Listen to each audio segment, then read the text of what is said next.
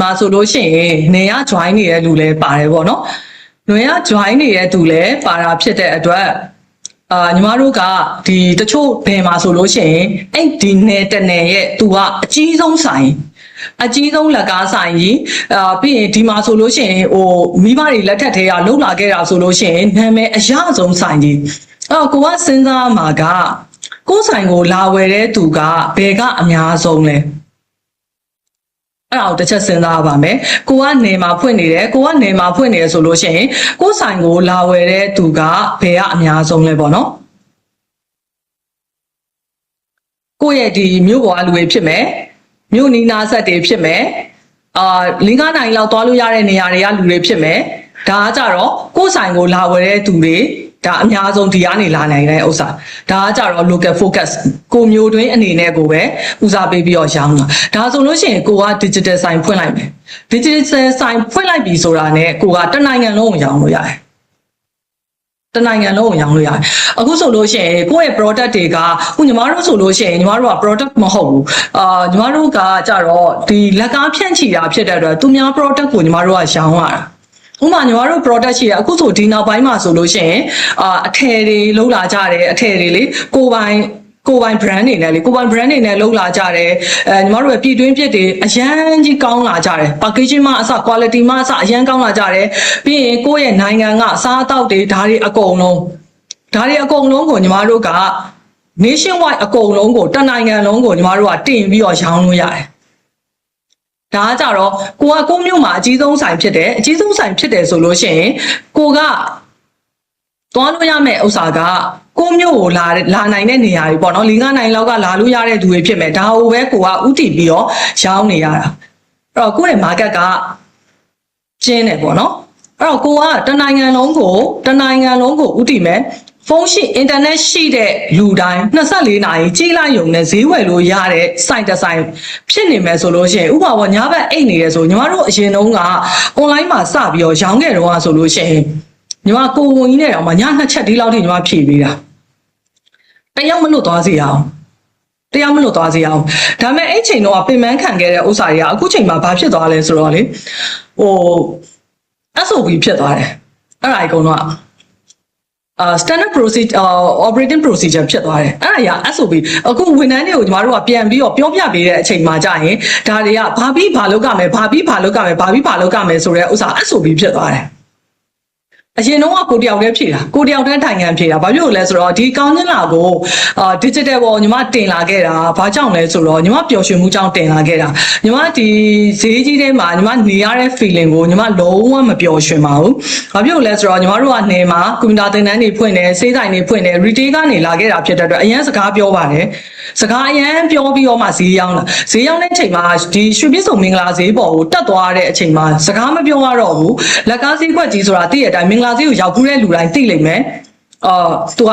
ဒီပစ္စည်းကဘယ်လောက်လဲဘယ်လောက် short ပေးမှလဲဘယ်နှဖာယူမယ်ဘယ်လောက်ဈေးထားပေးမှလဲဒါပဲပြောတာဒါစကားအများကြီးမပြောအောင်သူတို့ကလည်းဈေးဝယ်သူကလည်းတစ်ဈေးလုံးကိုပတ်ပြီးတော့ဝယ်ရတာဖြစ်တဲ့အတွက်ကိုယ်ဆိုင်မှာအင်းစေးတက်တောင့်တက်တာကြီးနဲ့စကားမပြောနိုင်ဘူးကိုယ်ဆိုင်မှာကြည့်လိုက်တော့လေဝန်ထမ်းအင်အားလူအင်အားနဲ့ဆိုင်ငန်းလေးတွေကကျင်းလေးတွေနဲ့ကြက်ပိတ်သိပ်အဲ့လိုပုံစံမျိုးနဲ့ကိုရီးယားလည်းသူတို့ကိုစကားမပြောနိုင်သူတို့ကလည်းကိုရီးယားကိုစကားမပြောနိုင်ကိုယ်တစ်ဆိုင်နဲ့ဝယ်ရမှာမဟုတ်ဘူးဆိုင်တွေအကုန်လုံးပတ်နေရတာဒီလိုပုံစံမျိုးတွေဖြစ်တဲ့အတွက်ညီမတို့မှာစကားမပြောရဘူးပြီးတော့ကိုယ့်ရဲ့ပညာရက်တွေကိုယူထားတဲ့ဥစ္စာတွေကိုဘာမှလက်တွေ့အသုံးချလို့မရအောင်အဲ့လိုမျိုးဖြစ်တဲ့အတွက်ညီမအမျိုးသားကိုခွင့်တောင်းပြီးတော့လွန်ခဲ့တဲ့6 နှစ်ကျော်တုန်းကနေမှာတုန်းကကိုလှုပ်ခဲ့တဲ့ပေါ့နော်ညီမဒီဗိုလ်တော်ထောင်ကောလိပ်မှာကျောင်းတက်ဖို့အတွက်လွန်ခဲ့တဲ့10 နှစ်ကျော်တည်းကညီမကရတနာကြိုင်စေးဆိုင်ညီမရဲ့စေးဆိုင်လေးနဲ့များရတနာကြိုင်ဒီနာမည်လေးနဲ့ညီမကနေကပစ္စည်းလေးတွေကိုရန်ကုန်ကလူတွေကိုတင်ရောင်းတာရန်ကုန်ကလူတွေကိုရောင်းရင်းနဲ့သူတို့ကမှအဲ့ပစ္စည်းလေးကိုပို့ပေးနေအဲ့ရတဲ့ပတ်စံနဲ့ညီမကကျောင်းပြန်တက်တာဒီရတဲ့ဝင်ငွေလေးတစ်ခုတည်းနဲ့ပေါ့အဲ့လိုပုံစံမျိုးလောက်တာဖြစ်တဲ့အတွက်ဒီအရင်တော့ညီမတို့ဆိုင်နာမည်ကငွေလာမင်း2လေးကို digital ပေါ်တင်ခွင့်ပြုပါဆိုတော့ညီမအမျိုးသားကနီယိုပလာလုပ်ငန်းကလာတာဖြစ်တဲ့အတွက်တော်တော်လေးပြောရခက်ပါတယ်တော်တော်နဲ့ခွင့်မပြုပါဘူးနောက်ပိုင်းကျတော့သူခွင့်ပြုလိုက်တဲ့အချိန်မှာကိုအရန်ပြောတာတညာလုံးညီမဒီဇိုင်းတွေထားဆွဲပြီးတော့ခါရဲအဲ့ဒါကိုအကုန် frame တွေအကုန်ပြန်ချင်းပြီးတော့အရင်တော့ပုံတွေအကုန်ပြန်ဖြတ်ချပြီးတော့ညီမငွေလာမင်း2နာမည်နဲ့ပြန်သွားပြီးပုံတွေတင် post တွေတင် ဝယ်လာဝယ်တဲ့လူတွေအကုန်လုံးအမရေညီမတို့ဒီဟာငွေလာမင်းတူပါဆိုပြီးတော့တယောက်ချင်းစီကိုဖုန်းတွေကင်ပြီးတော့အဲ့တော့ internet line တွေလည်းကောင်းတယ် VPN တွေလည်းမခံရတဲ့အချိန်မှာတယောက်ချင်းစီကိုညီမဘယ်လိုပြောမလဲပညာပေးရတာပေါ့နော်ပညာပေးကိုကဆိုင်မှာလာရင်ဈေးမြောင်းအောင်တယောက်ချင်းစီကိုဖုန်းတွေနဲ့သုံးပြီးတော့လိုက်ပြီးတော့ရောင်းပါတယ်လိုက်ပြီးတော့ထည့်ခိုင်းပါတယ်ပေါ့နော်follow လုပ်ခိုင်းတယ် like လုပ်ခိုင်းတယ်လုပ်ခိုင်းတဲ့အချိန်မှာပြီးတော့ညီမတို့ covid ဖြစ်သွားတယ်ကိုဗစ်ဖြစ်သွားတဲ့အချိန်မှာညီမအဲ့တယောက်ချင်းမကြံကိုလိုက်ပြီးဖုန်းနဲ့လုတ်ခိုင်းတဲ့သူတွေကနေစပြီးတော့ညီမတို့ online ကနေယုံယုံကြည်ကြည်နဲ့စမှာတာပါအခုချိန်ဒီဆိုလို့ရှိရင်ညီမစိတ်ထင်တော့ trust ယုံကြည်မှုကြောင့်ပဲထင်တယ်ညီမတို့စီမှာဆိုမမြင်ဘူးonline ပေါ်တာ 95% ညီမတို့မြင်ဘူးတဲ့သူကလက်ချိုးရည်လို့ရတယ်လက်ဆယ်ကြောင်မပြည့်မမြင်ဘူးတဲ့သူတွေကပဲမှာတာမြန်မာနိုင်ငံနဲ့ပြားမှာတယ်ဖုန်းသုံးလို့ရတဲ့နေရာတိုင်းသူတို့24နာရီအခုရန်ကုန်ကလူတွေဆိုလို့ရှိရင်ဘယ်လောက်ရန်ကုန်ကမှမဟုတ်ပေါ့နော်နေရလူတွေဆိုလို့ရှိရင်သူတို့ည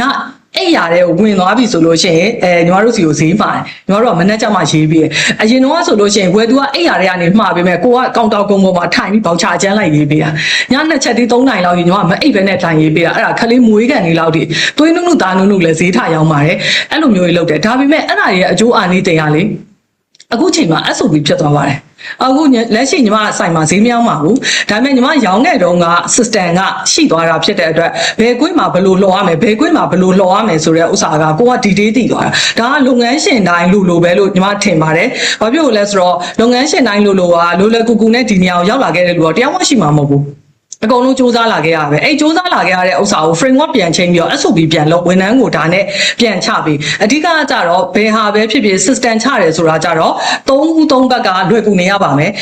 လုပ်ငန်းရှင်ဘက်ကလည်းကြည့်ရတာခုနကညီမ dashboard လေးနဲ့ပြန်ကြည့်လိုက်တယ်လို့ဝန်ထမ်းက link ကိုပေးမပေးဆိုတာညီမအဲ့ဒါနဲ့ကြည့်လို့ရတယ်ညီမကတော့ညီမဖုန်းကိုညီမတို့မှာ Viber ဖုန်းက order တက်ဖို့6လုံးတောင်ရှိတာဖြစ်တဲ့အတွက်သူတို့ပေးမပေးဆိုတာ link tree ကိုညီမကြည့်လိုက်တာနဲ့သူတို့ follower တက်လာတယ်ညီမကအလွန်ဆုံးပေးနိုင်ညီမစီ10ရောက်လာပြီ10ဦးပဲပေးနိုင်ပါလေအဲ့တော့သူတို့ပေးမပေးဆိုတာညီမအဲ့ dashboard ကနေစစ်လို့ရတယ်အဲ့ဒါ KPI ပဲdashboard ကနေစစ်လိုက်တာနဲ့TikTok ကိုဘယ်နှစ်ယောက်သွားလဲViber channel ဘယ်နှစ်ယောက် join သွားလဲညီမတို့ Facebook page ကိုဘယ်နှစ်ယောက်သွားလဲဆိုတဲ့ဥစ္စာကိုဒါကိုကြည့်လာကြဒီလိုတိတ်မှာတက်လာတယ်ဆိုတာကြောင့်ညီမတို့က boost လည်းမထိုးဘာမှမထိုးပဲနဲ့သူတို့ Viber ကိုလာတဲ့ဖုန်းကလေသူတို့ကပြန် share ပေးတာဖြစ်တဲ့အတွက်ဒါသူတို့ဒီ link ကိုသူတို့ပေးနေတယ်အလုံးလုံးနေတယ်ဆိုတဲ့ဥစ္စာကိုညီမတို့ကြည့်လို့ရတယ်ဒါသူတို့လွယ်ကူတယ်ညီမတို့လည်းလွယ်ကူတယ်နောက်တစ်ချက်ကဝယ်သူလည်းလွယ်ကူသွားတယ်ဒါ system ပဲဝယ်သူကဒါကိုကြည့်လိုက်ပြီဆိုတာနဲ့အရင်တော့လိုမျိုးဟာဘာကို join ရမှာလဲ link နေနှိပ်လို့မရဘူးအဲ့လိုမျိုးမဖြစ်တော့ဘဲနဲ့သူတို့ကပေါ့နော် 5% လောက်ကတော့ phone error ကြောင့်တချို့ဖုန်းတွေကစာချောင်းလေးပဲပေါ်လိမ့်မယ်အခုညီမတို့ပြပေးတဲ့ပုံစံလိုမျိုးဒီလို ribbon လေးတွေအဖြူဟိုဟာလေး button လေးတွေနဲ့ပေါ်ချင်မှပေါ်လိမ့်မယ် link လေးဆိုမဲ့လည်းအဲ့ link ကိုနှိပ်လို့ရတယ် link ကအနောက်မှာချိတ်ထားတာကိုအဲ့လိုပုံစံမျိုးဖြစ်တာဖြစ်တော့ဝယ်သူလဲလွယ်ကူသွားမယ်ဒါ system ပဲဘာမှခက်လိုက်စဉ်းစားစရာမလိုဒါလက်ရှိတော့ညီမတို့ဒါနဲ့လက်တွေ့မှာညီမတို့အဆင်ပြေနေတယ်အဲ့တော့ညီမတို့ကစဉ်းစားမှာကကိုမျိုးမှာအကြီးဆုံးဆိုင်ကြီးဖြစ်နေတယ်အဲ့တော့ငါ online ပေါ်တက်ဆရာမလို့မီယိုဖလာမှာကိုဆွဲချတဲ့သူကရှိမှာပဲဟဲနင်တို့ဘာဖြစ်လို့အခုချိန်မှာ online တက်မှာလဲတက်မနေနဲ့ငါတို့ငယ်ငယ်လေးတော့ငါတို့ဒီလိုပဲရောင်းလာခဲ့ငါတို့ဒီလိုပုံစံမျိုးနဲ့ပဲစီဝါဖြစ်လာခဲ့တာအဲ့တော့ကိုပြန်ချိန်ကြည့်ရမယ်အဲ့တော့ကိုမြို့မှာအကြီးဆုံးဆိုင်ကြီးဆိုလို့ရှိရင်ကိုကဒီမြို့တွင်ကိုပဲရောင်းမယ်မြို့ကနေ4-5နိုင်လောက်သွားလို့ရတဲ့နေရာဥမာ10နိုင်လောက်သွားလို့ရတဲ့နေရာဒီကနေလူတွေလာဝယ်မယ်ဒါကကိုက local focus ပဲဖြစ်မှာအဲ့တော့ကိုက digital ဆိုင်ကိုစနစ်တကျတိစောက်လိုက်ပြီဆိုလို့ရှိရင်တနိုင်ငံလုံးကိုရောင်းလို့ရတယ်ဖုန်းသုံးတဲ့လူတိုင်း internet ရှိတဲ့သူတိုင်းကိုဥမာအလောက်ကိုစိတ်ဝင်စားရဆိုလို့ရှိရင်ကောင်းချင်းလာမှာဈေးဝယ်လို့ရတယ်အဲ့လိုပုံစံမျိုးပဲအဲ့ဒါကြောင့်မို့လို့ဒါ digital ဆိုင်ဖြစ်တာကပို့ပြီးတော့ market ကပိုးချဲ့ပါတယ်ပြီးတော့နောက်တစ်ချက်အခုချိန်မှာပေါ့နော်ဝန်ထမ်းတွေကရှားနေတယ်အဲ့တော့ကိုကဒါဒီခံစားချက်ကတော့လေလူတိုင်းဖြစ်ဘူးမဲ့လို့ထင်ပါတယ်လူတိုင်းဖြစ်ဘူးမဲ့လို့ထင်တယ်ဝန်ထမ်းတွေကရှားတယ်အဲ့ချိန်မှာကြတော့ကိုကတကယ်လို့နည်းပညာတွေကိုမကျွမ်းကျင်ထားဘူးဝန်ထမ်းကိုမိခိုရတဲ့အလုပ်ဖြစ်နေတယ်ဆိုလို့ရှိရင်လူကိုမိနေရတယ်သူ့ကိုမိနေရပါတော့ဝန်ထမ်းကကိုယ်ကိုမိတာမဟုတ်ဘဲနဲ့ကိုကဝန်ထမ်းကိုမိနေရတာအဲ့လိုပုံစံမျိုးဖြစ်နေတယ်အဲ့တော့ကိုကအပြင်မှာသင်တန်းနေလိုက်တတ်တယ်ပြီးတော့ဒီ digital နဲ့ပတ်သက်ပြီးတော့ကိုကတပ်ပါတီ agency တွေလိုက်ငါဖြစ်တယ်ဥပမာဗီဒီယိုတစ်ပုတ်ဆိုလို့ရှိရင်ဒီတလားစာဆိုဗီဒီယို3ပုတ်တင်ပေးမယ် ဘယ်နှသိန်းပေးဥမာ4သိန်းလား5သိန်းလားကိုယ်တိုင်မလုပ်ဘူးကိုကဒီ digital agency တွေကိုလိုက်ပြီးတော့ငှားတယ်ပြီးရင် boost လုပ်မယ် Facebook boost လုပ်မယ် boost ဆိုလို့ရှိရင်လည်းညီမတို့ကကိုယ်တိုင်လုပ်ခဲ့တာFacebook ကို boost လုပ်မယ်ပြီးရင်ဒီagency တွေကနေတပ်ပါတီတွေကနေပေါ့နော်ကိုယ်ကို boost လုပ်ပေးမယ်ဒီလိုမျိုးတွေနဲ့လုံရင်းနဲ့ငွေကုန်သွားပြီးတော့ခရီးရမတွေ့ဘူးအဲ့တော့ညီမကလက်ကင်ထားတဲ့အချက်ကအခုလက်ရှိညီမဒီအချိန်ထိအတ္တတော့နာထောပဲမိမိကိုယ်သာကိုးကွယ်ရပဲညီမကညီမရဲ့ခံယူချက်ပဲဒါအခုလက်ရှိအနေထားအထိလည်းညီမမှန်နေတယ်အခုညီမ touch anti PSK ဆိုရင်ညီမပြန်ပြီးတော့လှုပ်လိုက်တာဒီလအတွင်းမှာပဲပြန်လှုပ်လိုက်တာအခုညီမကို hack တဲ့ email က2ဆောင်ရောက်နေပြီဘယ်လောက်မှမကြသေးဘူးเนาะဘယ်လောက်မှမကြသေးဘူး hack တဲ့ email က2ဆောင်ရောက်နေပြီဒါပေမဲ့ဒါအရင်တော့ဆိုလို့ရှိရင်ကိုကတပ်ပါတီကိုငှားခဲ့မယ်ဆိုဒီ risk တွေကိုကိုမသိဘူးဒါပေမဲ့ညီမတို့ကောင်းချင်တာ page ကိုထောင်ခဲ့တဲ့အချိန်တော့ဆိုလို့ရှိရင်လည်းအဲ့လိုပဲ hack တဲ့ message hack တဲ့ email ဒီ link တွေကိုသွားမနှိမ့်မိဖို့အတွက်ဝန်ထမ်းတွေကိုညီမအမြဲတမ်းပြောနေရတယ်မနှိမ့်နဲ့နော်အခုကျတော့ညီမကို email ဘလောက်မှမရှိသေးဘူး follower ဘလောက်မှမရှိသေးဘူးဒီ page ကညီမကောင်းချင်တာ page second page ကိုညီမနာမည်လေးပြန်ချိန်ပြီးတော့ပြောင်းလိုက်တာအရင်ကောင်းချင်တာမှာရောင်းခဲ့တဲ့ cosmetic ပုံတွေတော့လုံးဝမဖြတ်ဘူးဘာဖြစ်လို့လဲဆိုတော့ညီမတို့နေ့တိုင်း design မဲ့နဲ့တင်ထားပြီး effort site ထုတ်ထားတဲ့ဥစ္စာတွေဖြစ်တဲ့အတွက်ညီမလုံးဝမဖြတ်ဘူးဒါလေးခဏလေးရှိသေးတဲ့ page ကလေးကိုတောင်မှ hack မဲ့ email ကတန်းရောက်လာ2ချိန်ရှိပြီဒါပေမဲ့ညီမအဲ့ဒါကိုဘာနဲ့စစ်လဲ AI နဲ့ပြန်စစ်လိုက်တယ်ဒီမှာ AI နဲ့စစ်လိုက်တဲ့အချိန်မှာနင်လုံးဝမနှိမ့်နဲ့ဒီကောင်ကဒီ link ကနင့်ကို hack တဲ့ email hack တဲ့ link ဒီ Google Form လိုပုံစံမျိုးနဲ့တွားနှိမ့်လိုက်ပြီဆိုလို့ရှိရင် Facebook ကဒီလိုပုံစံမျိုးလုံးဝမလုပ်ဘူးဆိုတော့အခုဒီနောက်ပိုင်းမှာညီမ AI နဲ့တွဲပြီးတော့အလုပ်တွေလုပ်တာများတယ်ကိုယ့်ရဲ့ coaching ပဲဖြစ်ဖြစ် mentoring ပဲဖြစ်ဖြစ်နည်းပညာပဲဖြစ်ဖြစ်ဥပမာဘေးတင်ပဲဖြစ်ဖြစ်အကုန်လုံးလို့တော့ AI မှာ prompt တွေအများကြီးလုပ်ထားတယ်အများကြီးလုပ်ထားပြီးတော့ညီမကိုသူတို့က 95% လောက်ထိအလုပ်လုပ်ပေးတယ်အဲ့ဒါအရန်အဆင်ပြေတယ်အဲ့ဒါကြောင့်မို့လို့ကိုယ့်ရဲ့လုပ်ငန်းကိုကိုကလွယ်လို့ကိုယ့်ထက်ပိုသိရလို့မရှိဘူးအဲ့ဒါလက်ခံတာမသိဘူး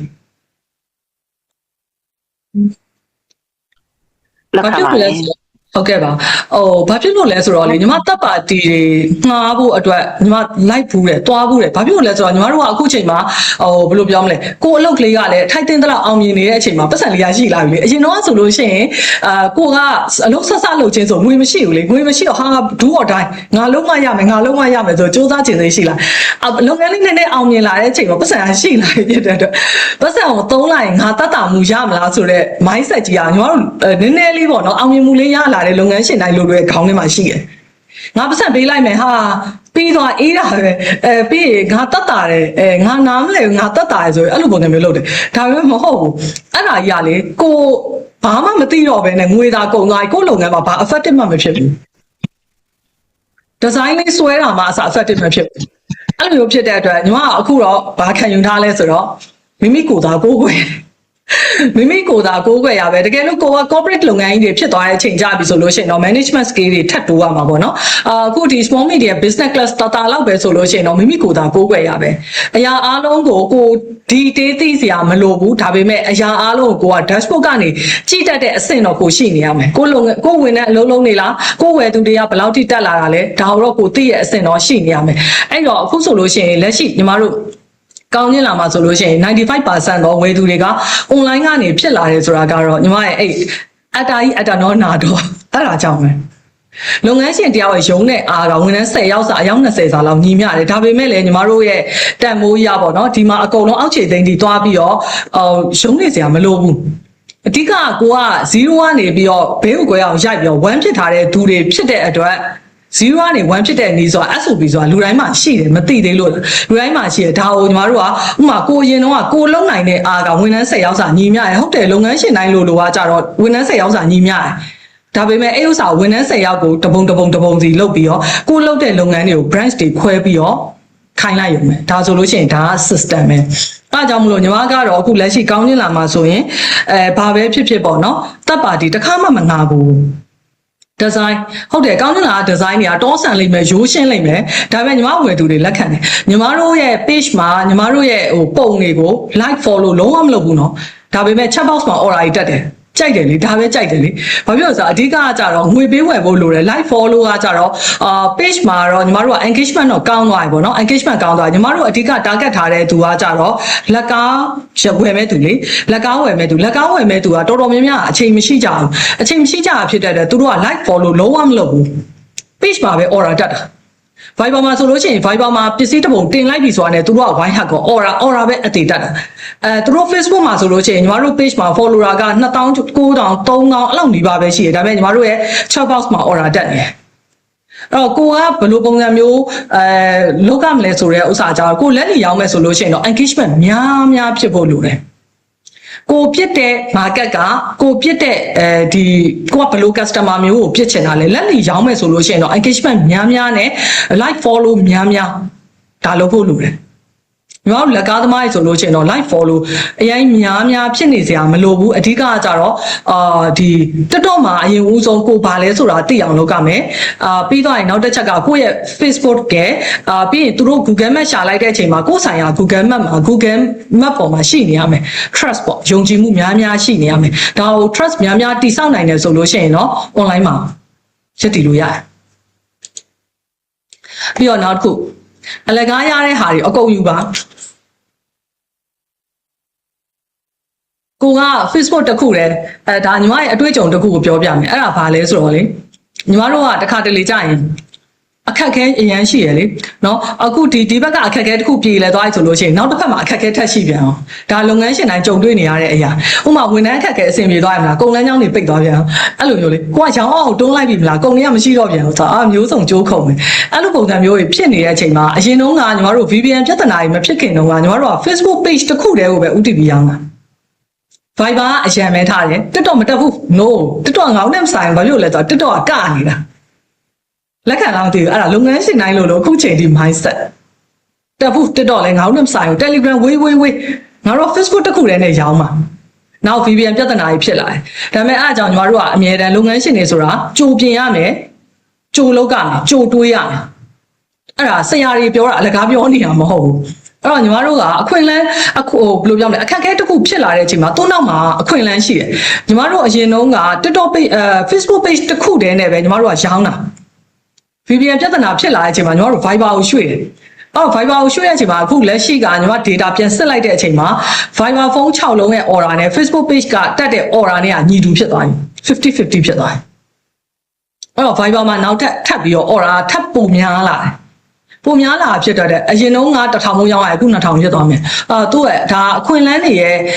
အခက်ခဲတွေရဲ့နောက်မှာအခွင့်အလမ်းကကတ်လိုက်လာတာပဲအရင်တော့က Facebook ကြီးကကောင်းနေမယ် VPN မခံဘူးဆိုတာယာနေမှာကိုက Facebook မှာပဲတာယာနေတာအလကားရတဲ့ဟာကြီးဘာတစ်ခုမှမသုံးအဲ့တော့အခု Facebook ဖွင့်ပါအဲ့တော့အလကားရတဲ့ဝေးတွေမှန်တယ်များအကုန်ယူပါအခုညီမပြပြရဲ့ link tree ကအလကားရတာပါအလကားရတော့ယူထားပါဘယ်အချိန် तू ပတ်စံတောင်းလဲညီမတို့မသိဘူးเนาะအခု Telegram တော့ညီမပတ်စံတောင်းနေပြီเนาะTelegram အလကားမရတော့ဘူးအဲ့တော့ Telegram အခုညီမဒီသင်တန်းကိုလုပ်ဖို့အတွက် video lesson တွေလုပ်တယ် video lesson တွေလုပ်တာဖြစ်တဲ့အတွက်ဘာဖြစ်လဲဆိုတော့ညီမ video lesson တွေကလွယ်ကူရမယ်ရိုးရှင်းရမယ်ကြည့်လိုက်တာနဲ့ like လုပ်ကြတာလွယ်ရမယ်အဲ့လိုမျိုးခက်ခဲတဲ့ဥစ္စာဘာတစ်ခုမှမဖြစ်စေရအောင်လုပ်ငန်းရှင်တွေအတွက်ကိုချင်းစားဒါကြောင့်မလို့လုပ်တဲ့အချိန်မှာ Telegram လုံးဝလုပ်လို့မရတော့ဘူးညီမတို့ Visa ကရှိတော့မှ$ကျော်ပတ်စံပြန်ပေးရပြီ 1.54 လမ်းတည်အဲ့လောက်ပြန်ပေးရပြီအဲ့တော့ကို့မှာTelegram account ရှိရဆိုဥထားပါ Telegram account ကအရေးပါပါတယ်ညီမတို့တင်တိုင်းနေပြန်ပြီးတော့လုပ်တဲ့အချိန်မှာ Telegram ကကြတော့ညီမတို့ကို data storage 2GB တောင်ပေးပါတယ်2GB တောင်ပေးတယ်2GB တောင်ပေးတာဖြစ်တဲ့အတွက်ဒီမှာ data storage ကသွားလုံးလို့အဆင်ပြေတယ်အခုဒီဗာလဲscreen recording အရင်လို့ကျင်ကြတယ် Zoom join ပြဖို့ screen recording လို့ကျင်တယ်တခြား channel Viber နိုးကိုသွားတင်လို့မရအောင်9မိနစ်စာဗီဒီယိုတောင်တင်လို့မရအောင်Telegram တင်လို့ရပါတယ်ဒါကြောင့်မလို့ Telegram ရှိထားပြီးသားသူတွေဆိုလို့ရှိရင် passport လုံးဝမမေ့ပါစေနဲ့ဒါလေးကိုဥထားပါအခုညီမတို့အလကားမပေးတော့ပါဘူးသူပတ်စံတောင်းနေပါဘာဖြစ်လို့လဲဆိုတော့ညီမစိတ်ထင်တော့ဒီ international မှာ Telegram နဲ့ပတ်သက်ပြီးတော့ပြဿနာတွေတက်သွားလို့ဖြစ်မယ်ညီမတို့လူတိုင်းကိုပေးမဖွင့်တော့တာဖြစ်မယ်ဒီလာပိုင်းမှာဖြစ်သွားတာအဲ့ဒါကြောင့်မလို့ဒီပညာနဲ့ပတ်သက်တဲ့အရာတွေကအမြဲတမ်းအလကားမရပါဘူးခုလက်ရှိဆိုလို့ရှိရင်ညီမတို့ Gemini AI ပဲဖြစ်ပါဖြစ်ပထမစတာပေါ်ချင်းဆိုညီမတို့အလကားပေးသုံးတယ်အလကားပေးသုံးတဲ့အချိန်မှာများသုံးတာခဏနေသူပတ်စံတောင်းတော့မှာအဲ့လိုဖြစ်တဲ့အတွက်အခုကိုယ့်ရဲ့ channel တွေသွားမယ်ဆို Facebook ဖွင့်တာ Gmail ဖွင့်တာ Google Map တင်တာ TikTok ဖွင့်တာ TikTok ဆိုလို့ရှိရင်ကိုယ့်ရဲ့တစ်ကောင့်ထဲမှာဆို9ကောင့်6ကောင့်လောက်ထိဖွင့်လို့ရတယ်ဖွင့်တာ နိုင်တဲ့လောက်တာဖွင့်တာကိုကလူရရှိရဆိုလို့ရှိရင်ဗီဒီယိုတွေအပြိုင်သာတင် YouTube ဖွင့်တာအလကားရတဲ့ဟာမှန်တယ်များအကုန်လုံးယူထားအဲ့တော့ကိုသုံးပြန်ပြီးတော့အသုံးချလို့ရတယ် digital ကအခုလက်ရှိမြန်မာနိုင်ငံမှာနေမယ်ဆိုလို့ရှိရင်တော့အခုဒီ9ခုကတော့အရေးကြီးဆုံးပဲဥပမာ Thai တို့ဘာလို့ဆိုလို့ရှိရင်တော့နော်line တို့ဘာလို့လိုလိမ့်မယ်လေနော် line တို့ဘာလို့လိုလိမ့်မယ်ပြီးတော့အလုံးလုံးတက်လူတွေဆိုလို့ရှိရင် LinkedIn တို့ဘာလို့လိုလိမ့်မယ်အခုညီမတို့ကဒီ digital မှာဈေးရောက်မယ်ဆိုလို့ရှိရင်နော်Facebook ရှိရမယ်TikTok ရှိရမယ် Viber channel ရှိရမယ်